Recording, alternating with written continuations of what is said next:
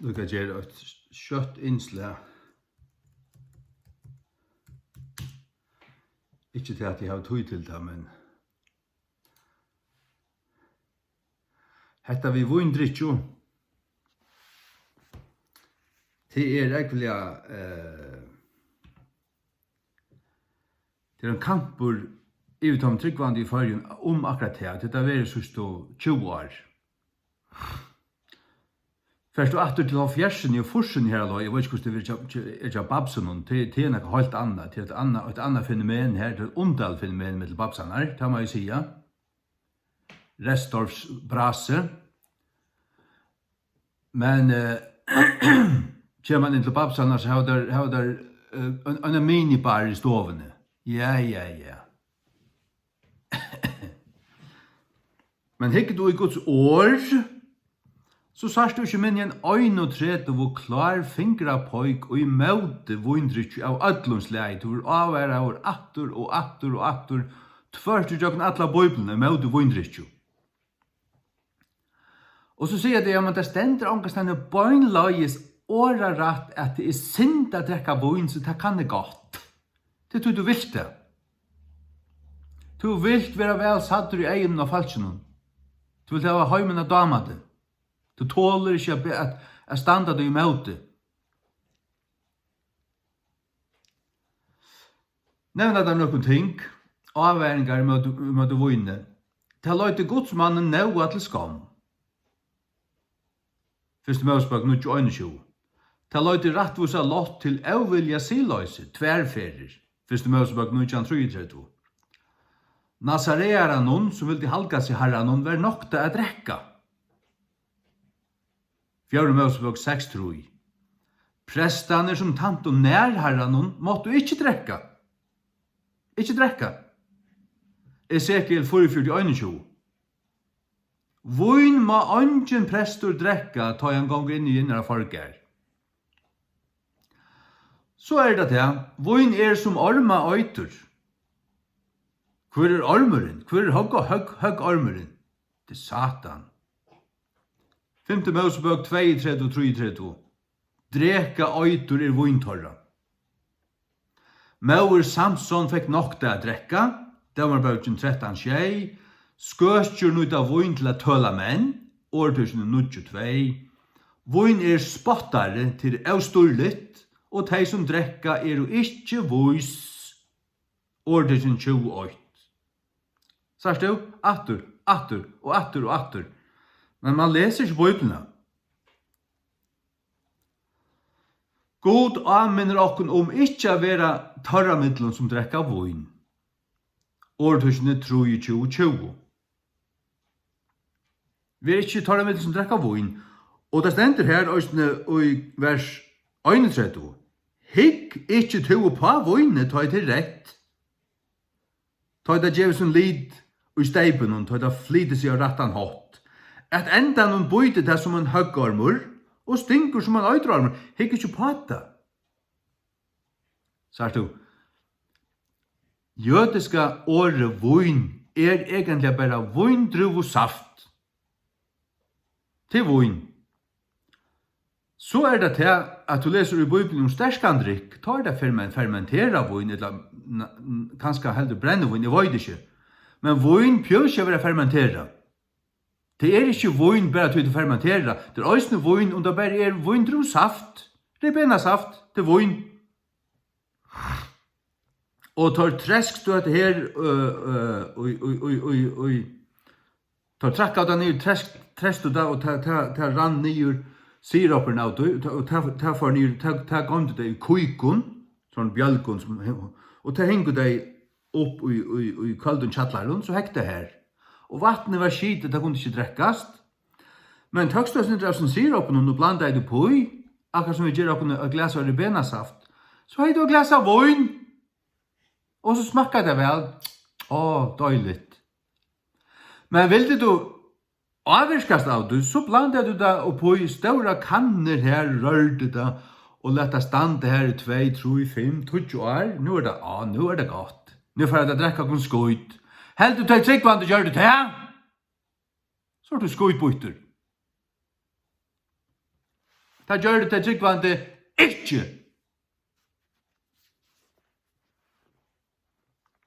Ja, men Brittlevi kanna. Og så har vi det så helvetes bibelnar til Jakob Dahl og Victor Danielsen, som sier at ta i menn varne drukner. Og i Johannes 2:20. Ja, helvetes bibler. Det likva. Her øyra standa ta i menn hava vel drukje. Som mest kvært. Drukje nevnek. Drukje autistar. Varslustjauren sier her, helvetes, ja, helvetes. Det forsværa drittjumannen og hans drittjuskapet og halda til at Jesus gjør det fotlom falskje 6 stora kanner av fermentera om vojne så det kunne drekka seg fra å være fotl til å være skoit hamrande fotl. Og det passar ikke. Helvetes bibelier.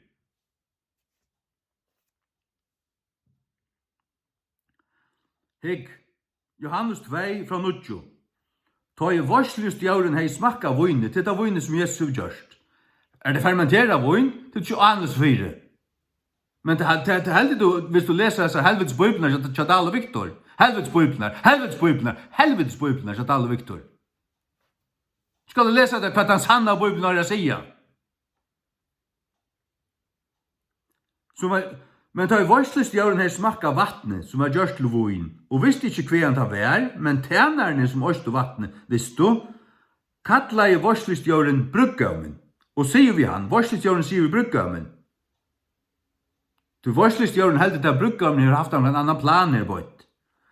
Hvor mever byrja vi sette fram godt vojn. Og ta i menn hava vel drutje, drutje vel, hva mer ikke det? When men have well drunk. Ikke are well drunk, men have. Det måner at hava drutje og vera drutjen. Det hemmal hvor i måner at du. Ta dere drutje nok, drutje vel og vilja, drutje autistar. Det det som det merker. Ta det som verre. Han forstender ikke at bruggarmen hever gømt til gaua vojne til sørst. Til gaua vojne, til vojne som Jesus gjør smakka åpenbart bedre enn det som det er langt gøyde drutje her. Hvor til Jesus gjør det perfekt vojne. Gjør det han fermenterer vojne til folk som langt, som til at han sier her, ta i falskjen våren, eller tvåst. Og i Bibelen til alle Victor sier han til. Ta i menn våren drukner. Men det er ikke det som han sier i verlagan. Ta i det var drutje nok. Ta setter han vanligvis ta verra fram, så at de skulle få det verra til sørst. Du tar det li og drekka. Ta drekka det ikke nekmål, ganske bare lukka smakka det. Så du, vojn ikke endelig å fermentera vojn til en lign.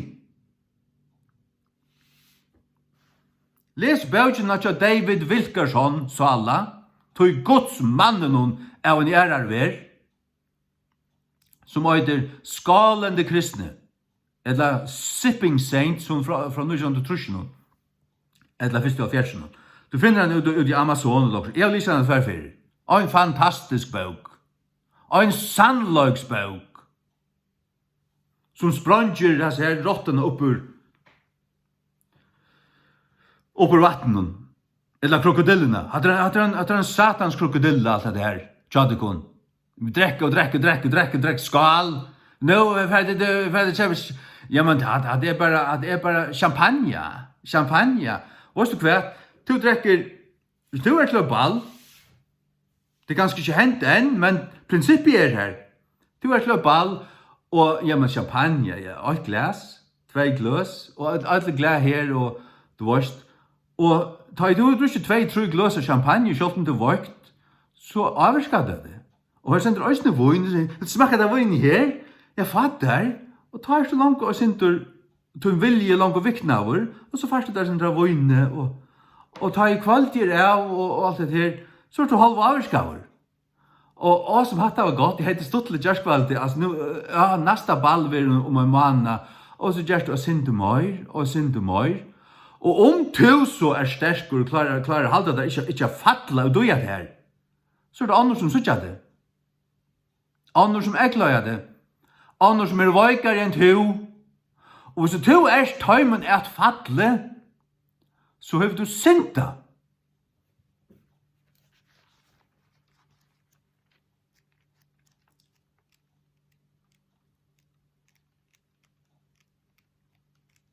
Tui trygg vi tui Paulus drakk ikkje vin. Johannes 14:20. Fyrir mæt, øyelegg ikkje vers Guds, öll ting vurst skuir. Men det illt fyrir tui mann som etur vi møgnboa. Han tås om at etta kjøtt, offerkjøtt og sånt. Det som var kjøpt av en marskdag her som det er typisk seldu skolgud offerkjøtt og alt det. Det godt kvørstje at etta kjøtt, etla at drekka vin, etla neka ting, vi kvarjum braur tun snavar, etla fer møgnboa, etla vi gjør det vøykur, etta kjøtt, etla drekka vin. Det er ikke bare vindrusaft, her er det fermentera vin. Hvordan kan det være få brauduna snavar, eller få møgnboa, eller gjøre en vøyka? Vi kvarjum braudun snavar, etla fer møgnboa, etla vi gjør det vøykur. Då er det gjør braudun sterskan. Hvordan gjør du det? Vi at genga tan trygga vegin, tan røyna vegin, sannløgsvegin. Og det er en vever som er samsvarende ved Guds år som høylt. Nei, Jesus gjør det døymon her 6 kanner av, 6 staurar kanner av vindru og saft til folk som langt har drukket seg autist av vindru og saft, så akkurat av det vær fermenteret, det var det ikke. Men det var ikke med at trykva tog at det passar at Jesus gjør det folk som langt var drukket mer av fermenteret av vin som de kunne drekka seg enn mer drukket ta i Guds år avvære med det drikkeskapet. Det gjør det Jesus ikke. Han Jesus som du helder, hvis du helder til at Jesus gjør det, så fylser du Satan. Jeg vil ikke Satan. Nummer 20, vin bøyter som en slanka. Hikk ikke av vin noe så rett det er, hvordan det glekkvar i steipen og renner nyer. Ja, det bøyter som en slanka. Et enda han bøyter som en høggorm, vi løste jo Janne. Det sømmer ikke kongen å drekka vin. Videre kongar og prestar, årtusen i 134. Sterskur drikker er for de som er byggven til glætan. Årtusen i 136. Ein som skal avluvast om han har løtto. Han kunne finne sterskan drikk, så at han opplevingen ikke er så rævlig sånn. Det er det som tar mannast vi. Guds vøy raup er i møte tøymen som stund etter vøyne. Jesaja 5:11. Les det. Enn et vøy raup vil give, Jesaja 5:22. Enn et vøy raup, Jesaja 8:28. I møte vøyne ikke mannen. Og så spelar det dette. Inte spelar vi Satan. Ta løy Guds tænare til å snava, Jesaja 8:26. Ta løy Guds tænare til å snava. Det er det som Paulus sier her i Rom 14. Vi løser det i Johanne. Han vil ikke gjøre det hvis han vil løye hans bror til å snava. Det er jo ganske klare det. Men du skal også huske om andre. Vøyn gjør folk av, Jesaja 1:6. Daniel vil ikke dolka seg ved vøyne, og så dolka til ikke ved vøyne. Daniel 8:8. Det er dolkar. Alkohol er gift. Tåsa vi en evnafrøying. Jeg var hørt, da jeg ikke student, vi hadde evnafrøy, da ble det sagt at alkohol egentlig er gift for kroppen. Og da jeg legger høylaceller, hva er jeg for å drekke det? Det er ikke godt for nækka som helst. Du har slett ikke brukt for det. Men du sjukur, så kan ett glas om dagen gjera gott för mejan. Hatt de ofta hørst om det her, at laknar kunne gjeva slug råd for en ringa meja. Det er det som Timotheus heier, og det er det rådene Paulus gjever honom. Og i Timotheus er brøvnen, njaut og sindra av vojne for meja til skuld og for tunnar tøy og vojkløykar. Og Jan, drakk Timotheus ikke vojn? Drukk det ikke til vojn ta? Hva valgte det mån? Nei, her sars du til, det skal leggja til merskis, at jeg drukko eller Timotheus i ødenføren drakk ikke vin. Hvor er det? Han øyteist herran. Øyteist du herran? Øyteist herran? Hikk, du er fotter og liggen. Du er tro liggen. Og dagsens røtter om vindrikju, det er jo satans liggen, ur enda i annan.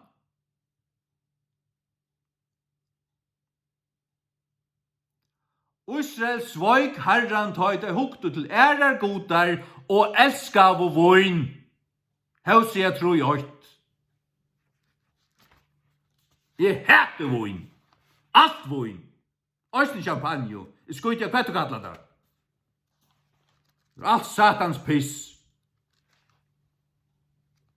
Nå er det ikke pene, sjurur. Det er fløyt, ja.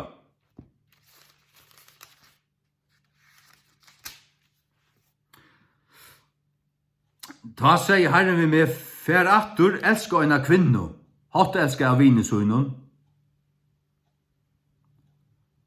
og eina horinnu samsverand vi kærløk herrans mødvis bøtten Israels, som hitja til æra godar og elska karaflur av vine.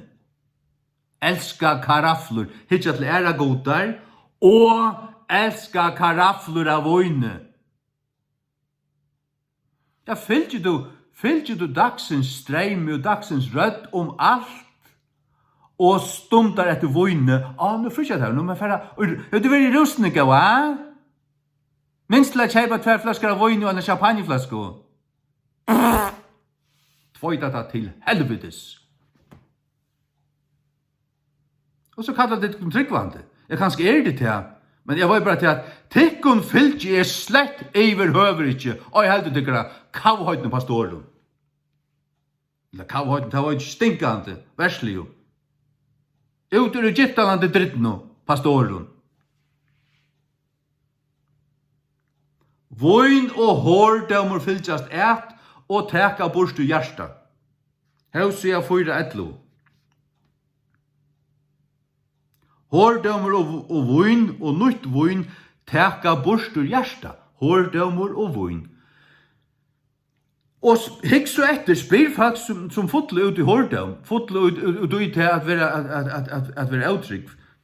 Det er typisk i onkel brittleipe her som vattnet fleid og alt dansa i hver nøren. Hvordan kom det her til? Atle av det er ganske slett ikke. Men da byrja vi øyne av glaset, og 2 glas og 3, og så knappt, og så det smakte også anna, og så var alt musikken og alt. Og så var mævren her, og kona var etter, og et eller annet, og nå har vi visst ikke av, for nå vakna jeg i sangvinn og mannen. Nå visst ikke av hva det hendte. Voin og hårdømmer fylgjast et. Det stendur i bøyblene, ut ur Guds munne. Og så sutja det et ango avværing. Nå, det er ikke sint. Jeg kan gjøre alt. Frujur. Her som Andi Herran sier, her er fralse. Ikke fralse til å synda til klodde. Vi forblinda i forganda i klodde.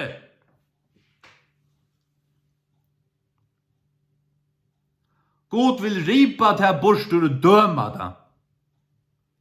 Joel 8:5.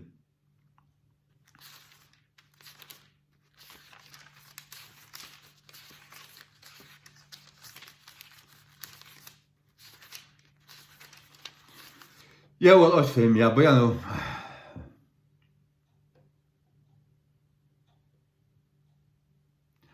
Under menn selja enda sånne døter for voin. Joel 3:8. Tar som loja Guds folk til å drekka, vera lattliga torra profeter og torra pastorer. Her vi ser i fargen. Mellom pinsarna og karismatikerna særliga, men mellom babsarna og øsne. Jeg fylgjer det ikke. Jeg fylgjer tykkun ikkje, jeg fylgjer tykkun ikkje. Jeg fylgjer Guds åre. Til jeg fylgjer Jesus. Jeg fylgjer tykkun, det var ikkje hva det er. Mika 2:11, tar som løya Guds folk til å drekka, være lattliga tar profeter. Det folk ikke vel der sjálve, tar ikke kjettra gode. Voin løyer inn i synd, stolt løyga og alt ønt. Habakuk 2:5.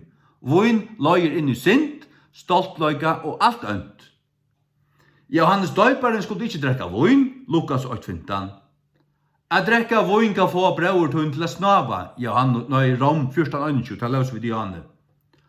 Voin drikkja fører av flutjaskap vissar, Efesus 5:18. En omkjønner med oss vil ikke være traver etter voinne, ikke være traver etter voinne, fyrir Timotheus 3:3. Ikke traver etter negvom voinne, fyrir Timotheus 3:8.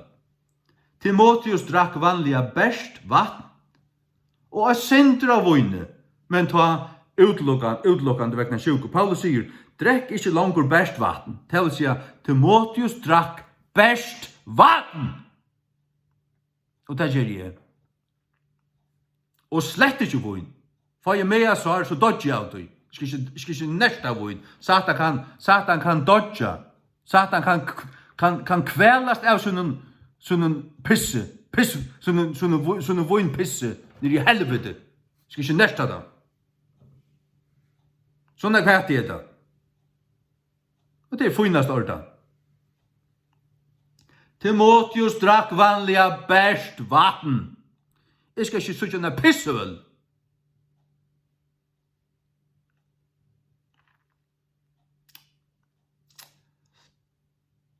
Det øyer at vera nekka som har forstøyne til. Det øyer at nekka som har forstøyne til, 4 Peter 4:3. Så at det fører, at at djeva djevelen rom, at djeva djevelen fører til å frøsta det. Og om ikke det, så omkring annan. Jeg har sett det her.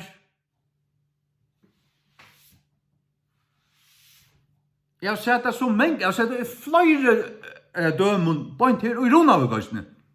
Men er det omvendt som drukk og fyr, og tar av bruk for å være fullkomlige torlagter etter å bedre seg stilkjøttet. Og kommer der inn i et menighetshøp her som det er liberalt ved sånn her, så kommer der angant høy på seg ut og i. Men kommer der inn i et fullkomlig torst sted, og genge her og halda seg til det, så er det som at det blir laster. Det blir ikke en forbøn, eller kaste et eller annet, eller nække av sånn satans pissen her som pinst noen. Ikke! De skulle bare bli frelster og halda seg til sannløkans ved, og genga han, og tjene herren.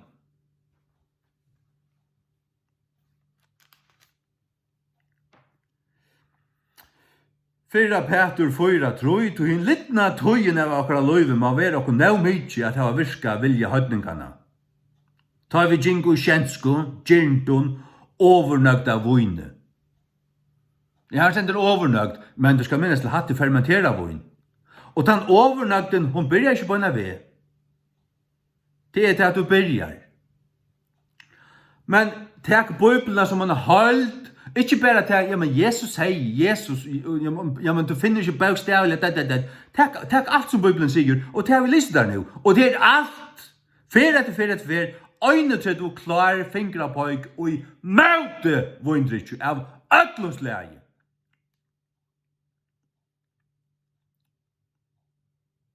Og så vil jeg det allikevel, til du elsker det, du elsker ikke sannløkans ved, og det er jo så verslig, og det elsker voin. Og jeg tykker vi øyne til elsker æra godar. Og langt frem, så sørger vi til at det er bare. Ja, man vet ikke. Man vet ikke hva man hever det kun. Det er det som er benchfyrir.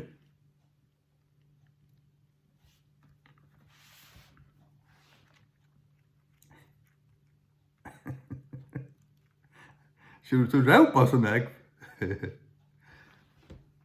Det var så deiver til døy. Fyrre Timotheus 5:23. Drekk ikke langur vatn, men bruka og sindra av vøyne. Drekk ikke langur vatn. Han visste det, han var sjukur. Men bruka og sindra av vøyne for mea tunn skuld og tunn tutt og vøygløykar. Drekk ikke langur best vatn. Det vil si han drakk vanligvis best vatn. Ja, men drukker ikke alt vøyn? Nei, åpenbart ikke. Timotheus drakk ikke vøyn. Og Jesus gjør det ikke fotlen falsk mer av fermentera vøyn jeg drekka. Nei, det hadde drukker ikke autist av vøynsaft.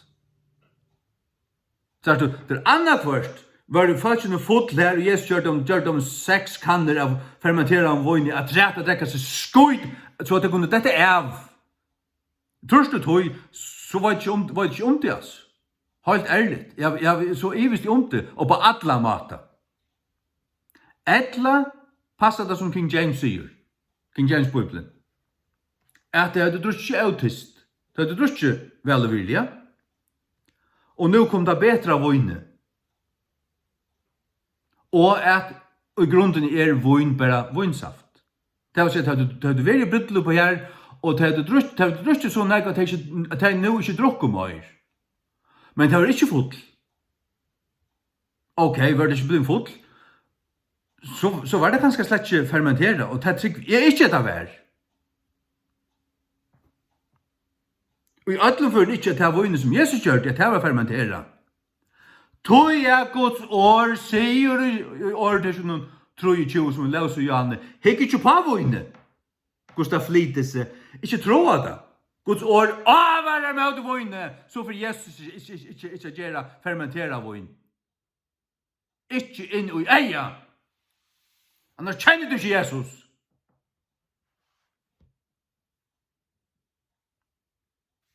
Kjenner du Jesus? Ja, det gjør jeg. Men bruker å syndur, han sier å syndur. Så at han avværer han, eller han vil ha, det var ikke ferdig å drekke, han sier ikke ferdig å drekke han en flaske om dagen. Han bruker å syndur, hvordan er det å syndur? En 3 grader glasse. Det er akkurat som medisin. Nu tar jeg et her 4 mejan. Og synd øyne fra dagen. 4 mejan. Det er laknara. Laknara. Så her så 2 tingene her skal du forstanda rett, og ta du forstå hatt rett. Bitte bekanna og ordene av Paulus til Timotheus her. Og så javn vi at vi det som Bibelen sier, alle veien jøkken, disse øyntret versen her, så sørst du klart at du ikke øyre drekka. Og det er ikke bare ikke drekka for nek, og ikke, nei, det retteste det beste slett ikke drekka. Ta du sørst uljøsen av Rom 14. Han samarbeider til å drekka vøyn ved å ete kjøtt, og til offerkjøtt, som kan dreie øyn som kommet bort av god at det skal atter til det. Ja, men så vøyn på samme måte, at du tar føreren til å snava eller gjerne vøykan. Så 1040 og et brittlopp sitter her ved bordet her, og at vi vet at du er tryggvande, vøyn. Du styrker ikke hinne. Du får, han...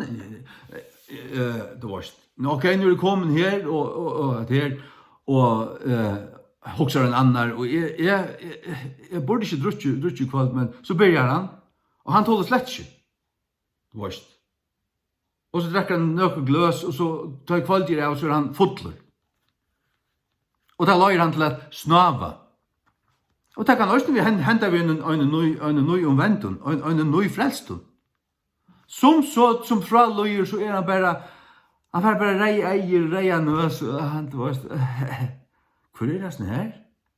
Alkoholkarre? Ja, han pimpar at han blir gardiner, og to skiltene.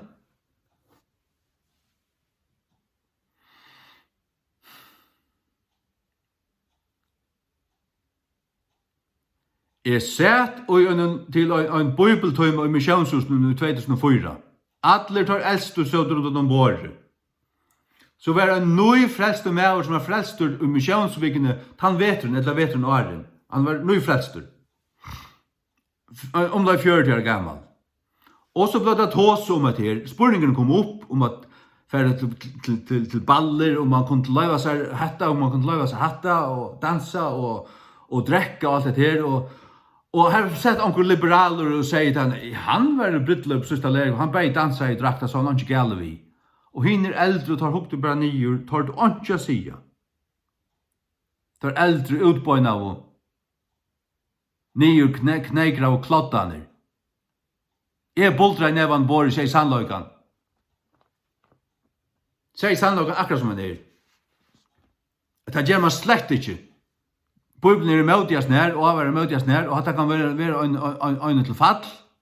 Og man skal passe på seg, til at armen bor i sånn. Det bøyter som en høggarm til Satan.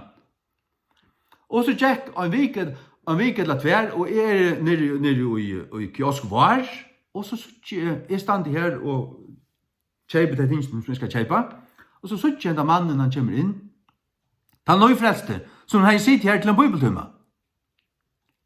Og han gonger så, akkurat som han var her til sin av en anda. Og et eller annet som drøyv han. Og han var bønt iver til kiosk, til køleskapet, tog seg tvertrutjar øl, og for bønt iver til disken, betalte til, og for gengan bønt, hukte bare bønt fram. Sars du? Jeg huksa imot. Nå i frelstur, kom inn i samfunnet tar høyla av, og tar ikke føre for å spola skitten av når vi sannløkans året. Og så fettler han attor, og kvært, det gikk et år, og så såst han ikke mer. Han var fattelen, han var ferdig ut attor. Kvoi? Det Guds møgnjød var dalka. Guds møgnjød kneikker hon er ikke det som høyre vera. Hon er ikke det som hun var, ta jeg var flestur som 15 år gammal. Ta jeg var nøy flestur som 15 år gammal, og underskriva i Blagkrossliftet, og gikk og møte i misjonshusen av Glivren, ta stå det gamle her, Øyn, og vi tar han til egen, og piper han til rødt, og søtte vi alt den nøy frelstu her. Vita skulle dit, at det skulle passe på hatt og her. Fær ikke dans, fær ikke her, og fær ikke her. Fær ikke her som ikke Jesus er vi, og her som Jesus ikke vil sutja dekun. Og ber ikke å drekka, og ber ikke hatt og hatta. Søtte deg som en kærløgs anmenning til okkon. Jeg tok det til mun. Og vi var nekker som tok det til okkon.